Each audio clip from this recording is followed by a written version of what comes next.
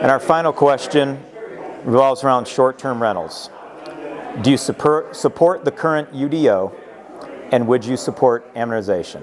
Okay, so first thing what I want to say is that I realize that this is a subject that has really divided the community, and I absolutely hate that. It's I understand that both sides of this, there's huge ramifications for both sides of this issue, and this is something as a commissioner that I don't take it lightly, and it's been one of the most uncomfortable things to have to deal with as a commissioner. But again, we all just have to do what we feel is right. So I fully support short-term rentals except for those in single-family residential neighborhoods.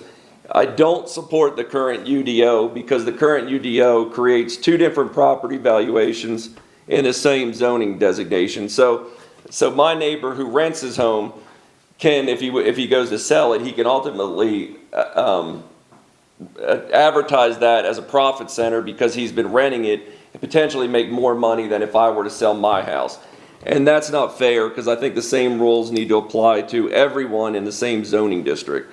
So as far as amortization, certainly that is on the table, and I think that's an option on the table.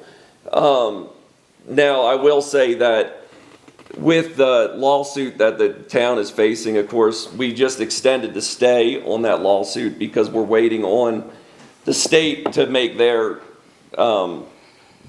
draft a bill. House Bill 667, which was drawn up last year, was never came to fruition and was never voted on.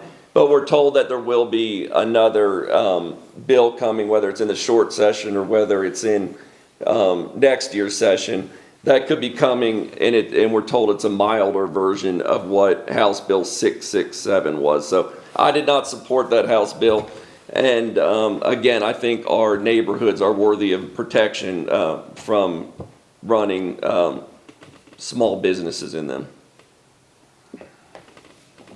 I do support the UDO at this point. I feel like we have stayed off a lot of the growth of short-term rentals by doing this. I feel like you're not guaranteed one way or the other whether someone is going to even want to continue to use it as a rental property if they buy it from you. That is not a for sure thing. And I do think it's good that we have limited the growth of the short-term rentals. I understand I don't want a town that's just populated with nothing but short-term rentals. I do think that when I have traveled, I have really enjoyed staying in homes and becoming a part of the town for a week and a half and seeing how it really feels to live there. So it is hard when you travel that way to also not want other people to experience Highlands like we have, other places that we go. I do feel like we have to wait and see what happens with the state before we can really go on with some of the amortization, any of the other plans that have come up in Highlands. I do think it is a bigger picture, and we need to just give it a minute, take a breath. And I am very sorry of how divided Highlands became over this one issue. And I think that we are better neighbors than that. So I would like to see us all just take a breath and see what happens on the state level before we continue plowing forward with lawsuits. Well, I had two short answers, but they've gotten longer. Thanks to my two folks to my right. Do I support the UDO? Today, as the UDO is written, yes, I do support the UDO. It disallows short-term rentals in R1 and R2. There is the way it's currently written, current UDOs are a non-conforming use, which are at the complete discretion of the town board. That's a longer answer than yes. Do I support amortization? I'm kind of like Kay. It doesn't matter whether I support amortization or not. It's going to be kind of down to what the state of North Carolina decides and the way that we go. But do I support amortization? yes. I do think that amortization is going to eliminate dual value of properties, because once amortization is instituted, there will be a timeline for that to happen, and no existing properties, no new properties will be allowed to be turned into short-term rentals, which they are not now. And at that point, you won't be able to sell a house with a future in short-term rentals. And as far as amortization is concerned, I'll go another step. I would be for a short-term amortization, no pun intended. My issue with the current UDO is that I feel like all parties and all stakeholders in the town were not listened to when it was arrived, whenever the decision was made to put this into place. I understand there was a sense of urgency, that there were communities that felt they were being overrun with short-term rentals. There are issues with short-term rentals. As I've said, I don't agree at all with anybody coming into our neighborhoods and being a nuisance with noise or trash or parking. But I also think, and I have experienced, I live right next to a short-term rental and have met wonderful people who are looking to build or buy in Highlands and ask us all kinds of questions about what it's like to live here. And they come with their families. Our own family has rented the house right next door to us so we could have Christmas and I don't have to house 20 people in my house. So I think there are advantages to having short-term rentals, even in R1 and R2. And I would not be, I don't support it in any way, shape, or form just to support a business model. I just want to be super clear with that it's not because I think we should be looking to fill up all the weddings. I think there are more reasons than just that. There's families who want to come to Highlands to have an experience of being in a home, of what it's like to live in a community for a week or two. And I don't see anything wrong with that if it can be managed and regulated, as I think it definitely should. I love the software that the town has invested in to allow people to report problems with short-term rentals.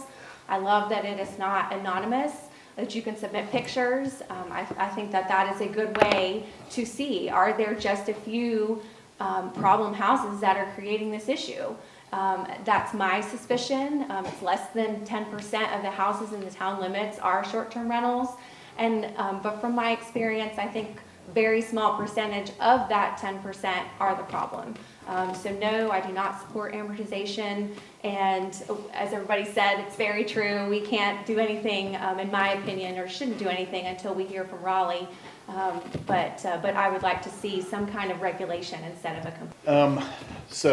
I actually do support the UDOs as it stands. I have no plans to change it, at least pursue changing it if I were to elected. But I will say I go back to community engagement. It was brought up about the app through Granicus, which is the monitoring software or service, that there's an app been added so that people can file a complaint against an STR. But they can also file a complaint. You don't know that it's an STR necessarily. You can just file a complaint. And I think that's good. It goes to communication. And I think communication is key in this whole process. What I will say, though, is the one place it falls short, and actually I'll commend Buzz at a meeting, the town board meeting, he asked the question. I think that, it's one-sided.